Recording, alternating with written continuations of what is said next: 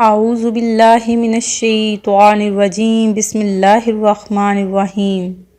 اللہ کے نام سے شروع جو بڑا مہربان نہایت رحم کرنے والا ہے۔ مون وظائف چینل کی جانب سے تمام ناظرین کو السلام علیکم ورحمۃ اللہ وبرکاتہ۔ میں اپنا چینل مون وظائف کی جانب سے آپ کی خدمت میں ایک نیا وظیفہ لے کر حاضر ہوئی ہوں۔ ناظرین، زندگی میں ایک بار یہ وظیفہ لازمی کریں۔ انشاءاللہ عز و جل زندگی کے ہر لمحے میں آپ ہمیں یہ وظیفہ کر کے ضرور یاد کریں گے۔ اللہ تبارک و تعالی آپ کو اس وظیفے کے صدقے تمام آپ کی تنگیوں کو دور کرے، آپ کے رزق میں برکت عطا فرمائے اور آپ کی تمام حاجات اور مقاصد میں آپ کو کامیابیاں عطا فرمائے، آمین۔ ہماری ویڈیو کو آخر تک ضرور دیکھیں اور ہمارا چینل مون وظائف کو سبسکرائب کر لیں اور ساتھ ہی بیل آئیکن کا بٹن بھی پریس کر لیں تاکہ ہر نیا آنے والا وظیفہ سب سے پہلے آپ تک پہنچ جائے۔ حضرت علی بن ابی طالب رضی اللہ تعالیٰ عنہ کی امتیازی صفات اور خدمات کی بنا پر رسول کریم صلی اللہ علیہ وآلہ وسلم ان کی بہت عزت کرتے تھے اور اپنے قول اور فعل سے ان کی خوبیوں کو ظاہر کرتے رہتے تھے۔ جتنے مناقب علی بن ابی طالب کے بارے میں حدیث نبوی میں موجود ہیں، کسی اور صحابی رسول کے بارے میں نہیں ملتے۔ مثلاً آپ صلی اللہ علیہ وآلہ وسلم نے فرمایا، علی مجھ سے ہیں اور میں علی سے ہوں، میں علم کا شہر ہوں اور علی اس کا دروازہ ہے، تم سب میں بہترین فیصلہ کرنے والا علی ہے۔ علی کو مجھ سے وہ نسبت ہے جو ہارون کو موسیٰ سے تھی۔ علی مجھ سے وہ تعلق رکھتے ہیں جو روح کو جسم سے یا سر کو بدن سے ہوتا ہے۔ وہ خدا اور رسول کے سب سے زیادہ محبوب ہیں، یہاں تک کہ مباہلہ کے واقعے میں حضرت علی کرم اللہ وجہ الکریم کو نفس رسول صلی اللہ علیہ وآلہ وسلم کا خطاب ملا۔ عملی اعزاز یہ تھا کہ مسجد میں سب کے دروازے بند ہوئے تو علی کرم اللہ وجہ الکریم کا دروازہ کھلا رکھا گیا۔ جب مہاجرین اور انصار میں بھائی چارہ کیا گیا تو حضرت علی رضی اللہ تعالیٰ عنہ کو آن حضور صلی اللہ علیہ وآلہ وسلم نے اپنا دنیا اور آخرت میں بھائی قرار دیا، اور سب سے آخر میں غدیر خندق کے میدان میں ہزاروں مسلمانوں کے مجمع میں حضرت علی کو اپنے ہاتھوں پر بلند کر کے یہ اعلان فرما دیا کہ جس کا میں مولا ہوں اس کا علی بھی مولا ہے۔ حضرت علی کرم اللہ وجہ کی کنیت، جس کی وجہ تسمیہ یہ ہے کہ ایک روز حالت غم و غصہ میں مسجد کی زمین میں سو رہے تھے، پیغمبر خدا صلی اللہ علیہ وآلہ وسلم نے جب دیکھا کہ آپ کی رخسار اور جسم مطہر خاک آلودہ ہیں تو ازراہ شفقت فرمایا، اے ابو تراب اٹھو۔ تراب عربی زبان میں خاک کے معنی میں استعمال ہوتا ہے۔ حضرت علی کرم اللہ وجہ الکریم ابو تراب مٹی کے باب کا لقب بہت پسند کرتے تھے، کیونکہ نبی اکرم صلی اللہ علیہ وآلہ وسلم نے اس سے انہیں پکارا تھا۔ عبایہ بن نبی نے عبداللہ بن عباس سے سوال کیا، رسول اللہ صلی اللہ علیہ وسلم نے حضرت علی کو ابو تراب کا لقب کیوں دیا؟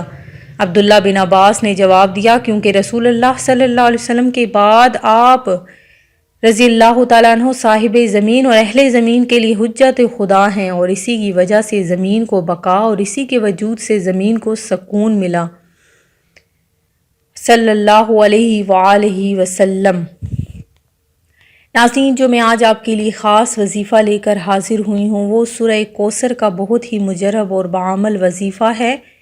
اسے آپ نے زندگی میں ایک بار تو ضرور ہی کرنا ہے۔ یہ 3 دن کا وظیفہ ہے، آپ نے اس کو کس طریقے سے پڑھنا ہے ذرا نوٹ کر لیجئے۔ انشاءاللہ عز و جل آپ کے رزق کی تنگیاں، آپ کی تمام حاجات پوری ہو جائیں گی، رزق کی تنگیاں ختم ہو جائیں گی، معاشی مسائل آپ کے جو ہیں وہ حل ہو جائیں گے، اور جن کو نوکریوں کا مسئلہ ہے، جن کی کوئی جاب نہیں لگ رہی، اللہ تبارک و تعالیٰ اس وظیفے کے توفیل آپ کو آپ کی وہ ملازمت واپس دلا دی جائے گی اور آپ کو کہیں نہ کہیں اچھی سے اچھی پوسٹ ضرور مل جائے گی۔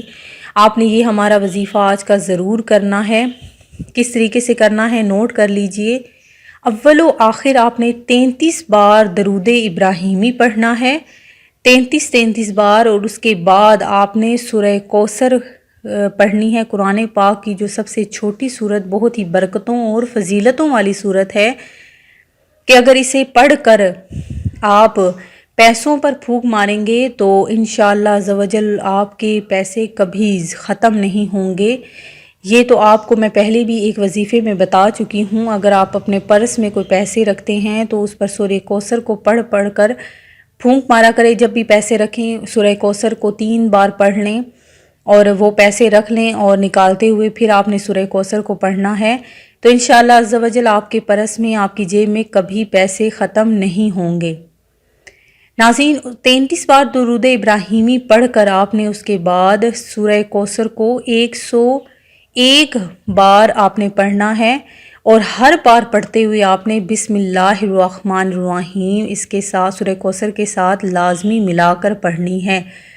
انشاءاللہ عز و جل آپ کی زندگی اس وظیفے کے بعد بدل جائے گی، اور اس کے بعد آپ نے یہ وظیفہ کرنے کے بعد آپ نے 2 رکعت نماز نفل حاجت پڑھنی ہے، اور اپنے مقصد کے لیے آپ نے دعا مانگنی ہے۔ انشاءاللہ عز و جل آپ ہمیں دعائیں دیں گے۔ ایک دفعہ یہ وظیفہ لازمی کر لیں، انشاءاللہ عز و جل آپ کی تمام مشکلات حل ہو جائیں گی۔ آخر میں ان تمام ناظرین کے لیے میں دعا گو ہوں جنہوں نے ہمیں دعا کے لیے کہا ہے، اللہ تبارک و تعالی آپ کی تمام سختیوں کو، تمام پریشانیوں کو دور کرے، آپ کے تمام حاجتوں کو، آپ کی دلی مرادوں کو ضرور پورا عطا فرمائے۔ میں امید کرتی ہوں کہ ہمارا یہ آج کا وظیفہ آپ کو ضرور پسند آیا ہوگا۔ اسی طرح سے مزید وظائف حاصل کرنے کے لیے ہمارا چینل مون وظائف کو دیکھتے رہیے۔ سبسکرائب کرنا، لائک کرنا اور شیئر کرنا ہرگز نہ بھولیے گا، اور جن لوگوں نے دعا کروانی ہے وہ اپنا نام ہمیں اپنے کمنٹ سیشن میں ضرور بتائیے گا۔ آپ کو ہماری ویڈیو کیسی لگی یہ بھی ہمیں ضرور بتائیے گا۔ اپنا خیال رکھیے گا۔ اللہ حافظ۔